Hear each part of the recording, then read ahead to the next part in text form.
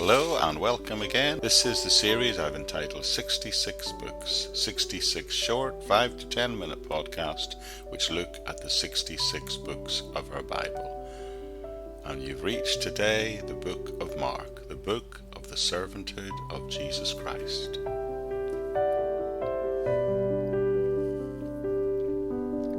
Mark's Gospel has been widely recognized as the most simple and direct of all the Gospels. It is certainly the shortest and the most straightforward of all the Gospel accounts. Like the other Gospels, Mark is technically anonymous.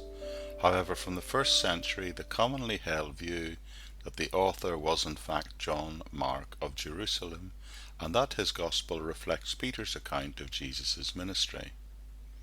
In the case of Mark, there are relatively few passages that give any hint concerning his own interests or personality, and say nothing about his background or his identity. Church history, however, is very different. There is early and unanimous evidence that John Mark did in fact write the Gospel of Mark. It is believed that Mark's Gospel account was written before the destruction of Jerusalem, which we know occurred in 70 AD, but beyond that little is known. The subject of Mark overall is presenting Jesus as the servant. When portraying a servant, he needs to be seen in action. Mark is a book of deeds. There are only a few discussions and discourses, and only 4 of the 15 parables that are mentioned in Matthew are even given here.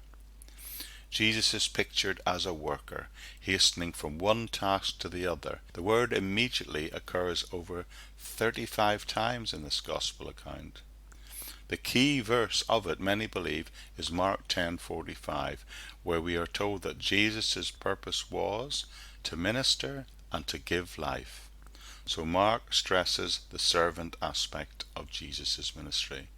His words grow out of his work, not his works out of his words.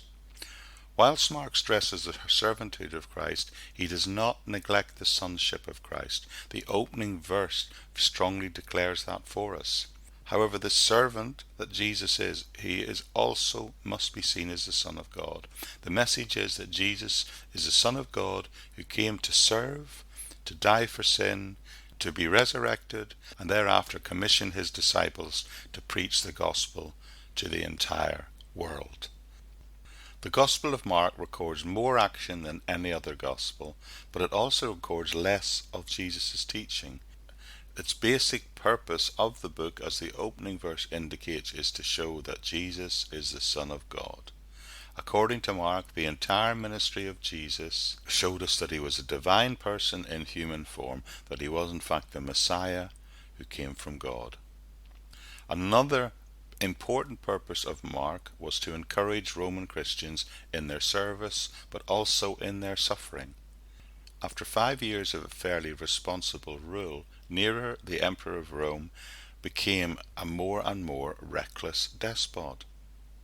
Then in the summer of 64 AD, something happened. A disastrous fire swept through the city of Rome. Of the 14 regions of the city, 3 were completely reduced to ashes and rubble, and 7 others had many of their oldest buildings and monuments destroyed and were very seriously damaged. A scapegoat had to be found for this terrible situation, and the Christians were blamed for the fire. Nero had any self-acknowledged Christians rounded up and arrested. Then on their information, usually given under torture, large numbers of others were condemned. They were either torn to pieces by dogs, or many were crucified, and many also were made into human torches, to be lit after dark as substitutes for daylight. All of this is the background for the Gospel of Mark, who was speaking into this terrible situation, this awful situation that the Christian community faced under Nero's persecution in Rome. In Mark's Gospel, they were able to find that nothing that they were suffering under Nero's persecution was different to the experience of Jesus himself. They also knew the experience of betrayal from within their own intimate circle of friends. And like them, they knew what it meant, figuratively, sometimes literally, to be carrying their cross. This had been the literal experience of many of the Christians there. They were under a similar threat of punishment that could move many to make a denial of Jesus. And this is possibly why within Mark we have the explicit reference to Peter, the way in which it opens up that account of his denying the Lord and his restoration. So there is a promise there that restoration can even be given to those who have denied the Lord. Here we see the basis for forgiveness for many of those Christians who were brought before the tribunals of Rome.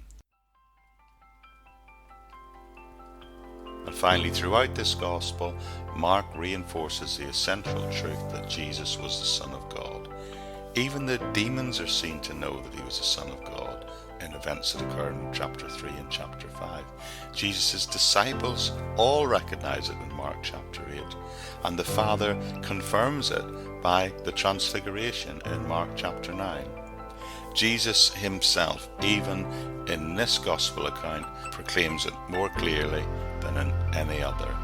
And he does so to both his disciples and his enemies. And even a Roman centurion at the cross is seen to admit it in Mark 15. So in summarizing this book, what we see here is the Gospel of Mark presenting Jesus as the Son of God who came to serve and to die for sin, but to be resurrected and issue a commission. His disciples are to preach the gospel to the entire world.